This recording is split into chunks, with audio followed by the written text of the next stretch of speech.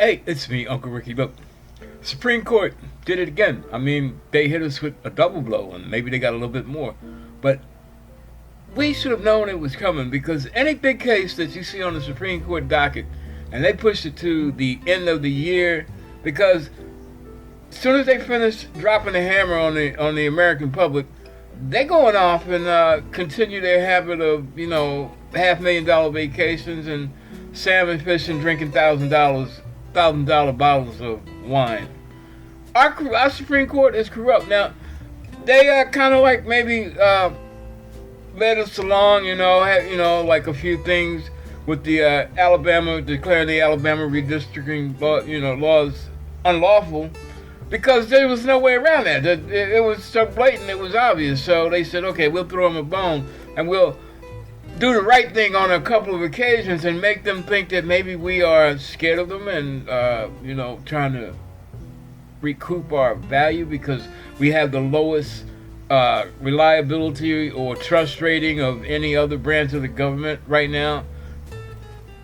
Amazing, isn't it? The one branch where you depend on integrity and honesty, and that's what they're supposed to help ensure, remains part of American society. They are the most corrupt. The lying is the ones with the least integrity, because the last three that got on the court, they lied because they said they would never ever overturn Roe versus Wade because it was already legal precedent. And guess what they did? And they're continuing their lies because they said that precedent was precedent and that, follow-on courts should respect it. But they're not respecting the damn thing, including the people of America. Someone asked President Biden, what do you think of the rogue Supreme Court? Or do you think the Supreme Court has gone rogue? And Biden, unfortunately, took the high middle ground, which at this point in time really is not adequate. It's not enough. He said, this court is not normal. This court is beyond not normal. They are in the zone of abnormal and trying to extend the box for that definition of insanity. This court is dangerous. They are all about taking back personal rights, and it's not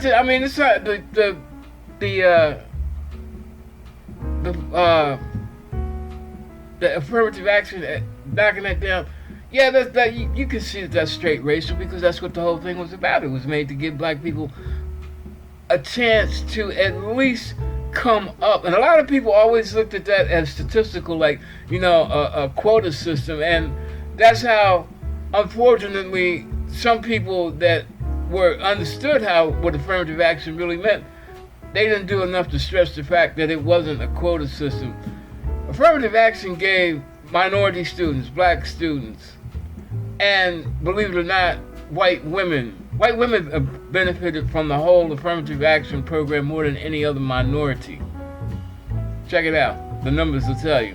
But as far as what it was supposedly designed for black people, everybody was like, okay, we gotta, if it's 13% black, and we gotta have like at least, 10-12% black students in our school. No more, no less, and we are affirmative. We affirmative. That's not what it was all about at the schools that really mattered. I'm not gonna say really mattered, but let's say the higher institutions. It was about going out and actually, for the first time, going out and pursuing minority students, black students that had the academic qualifications to be in those so-called institutions of prestigious learning. Now, the thing that a lot of people don't understand, even when they got there, whether it was on scholarship grants or whether their parents were actually fortunate enough to put them there on their own dime, after somebody from those schools for the first time in their lives got up off their butts and went and actively looked for black students because of affirmative action, they still it wasn't like they were welcome, came in with open arms. They weren't welcome with open arms. They were blasted by fellow students and faculty the whole time they were there. And it still happens today. Stanford University. California struck down affirmative action back in the 90s because they said it wasn't necessary.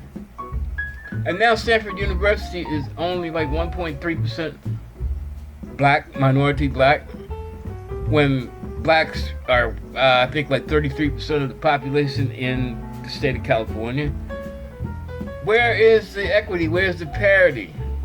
Now, this whole thing came about because the Supreme Court did what they did. They cherry-picked a case they knew that could be ran through and probably come out with a favorable outcome for all the conservative, rich money donors. And it was a case where an Asian person sued Harvard, and also I think the University of North Carolina got included in this. So this was a perfect setup case for the Supreme Court and its Ku Klux Klan majority.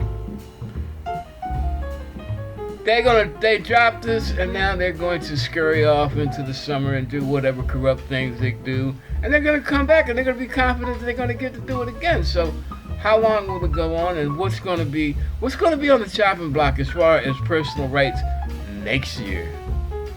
How long can we stand by and watch what maybe was constitutionally changed for the better get knocked down by a conservative right-wing leading court that all they're about is like turning back the hands of time?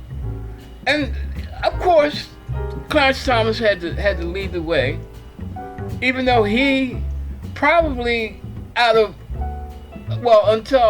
Ketanji Brown Jackson got on the court, Justice Jackson, he was the one that probably benefited the most from affirmative action. That's how he got into the colleges he got into. That's how he got into law school. And that's how he got picked up, recruited, turned, and promoted into the seat that he is now. He got fed into the pipeline. He sold his soul to, well, we'll leave that up to. But you can tell by, there's no way that a person can be that much against right and wrong, or the people. Everything he does is against the people. Not only black people, people in general that are not rich, the working class people. Just check out the record of his decisions. Now, getting past Thomas, because it's obvious that maybe just like his wife's icon Trump, he needs to be investigated. And I'm not saying that, using investigation as a political tool. The guy is dirty, he's filthy, he stinks. He has no business sitting where he sits without somebody rocking his boat with the actual required legal investigation into the things that he's accused of. But let's get to the impact on education, on black people. First of all, like I said, a lot of people looked at this as a quota system, and really, it was never designed to be a quota system. And the people that got into these places, they got in because their GPAs and their social and cultural achievements up until graduating from high school, they deserved by the requirements that were set for everybody at Harvard and Yale to get in. Affirmative action just ensured that they got a shot, not to be selected, but to have their qualifications, their resumes thrown in the selection process. The fact that they came out is and were admitted, that's personal achievement, just like it would be with any other student. The whole thing was to give them a chance to have that opportunity to stand up against, basically, white students. Now, the biggest impact is going to be on state-supported colleges. Just like almost like with Roe versus Wade, it's going to kick it back to whatever state. And we already know that states like Alabama, Florida, Mississippi, Georgia,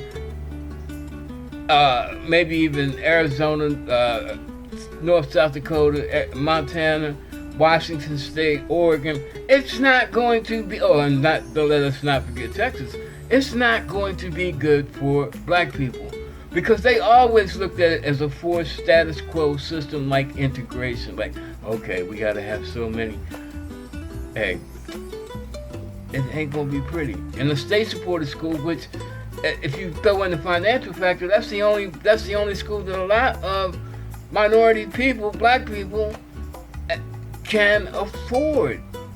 It's not even effective. Yeah, I'd like to go to Harvard, but I can never afford to go to Harvard. So really, maybe affirmative action doesn't affect me there. But if I can't get into Mississippi State anymore, or if I can't get into Virginia State, or the University of Virginia or William and Mary, because there's no more affirmative action, then where am I going to go?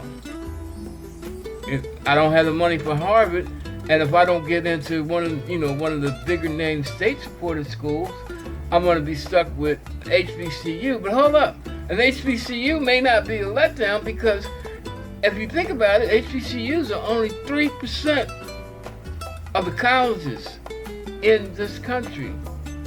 But as far as minority students, we put out 25% of all degreed persons of color in this country. That's HBCUs. Now, the numbers are going to create a bigger choke point, because now all the minority students that were getting into other universities, because they had a shot to be thrown into the selection process because of affirmative action, are now all going to be forced to go to HBCUs, which are not growing in numbers. Because now that all these state-supported schools and all these private colleges in the South are no longer affected by affirmative action, they're not even going to even try to recruit minority students. They don't have to, and it makes them look better among the people that started them in the first place. Now, if you want to be fair, it took over 400 years to create the system, or create this situation where, on an educational and on a job basis, because that's going to be the next part of affirmative action that comes up under review, and then it's going to be all over if it happens. But back to education. The harder you make it for people to get an education and to get a fair chance at education on whatever level, as long as they deserve to be there,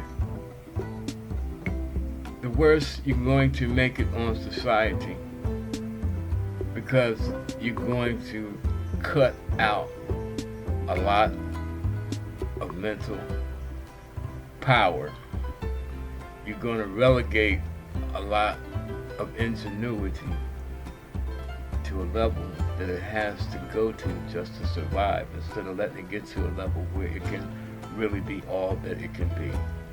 Well, that's it for me, Uncle Ricky. Look, y'all can think about it, meditate on it. Just try not to let your blood pressure get too high on it, because we got to live to fight this thing tomorrow. Till then, peace out and God bless from Uncle Ricky at Uncle Ricky's house.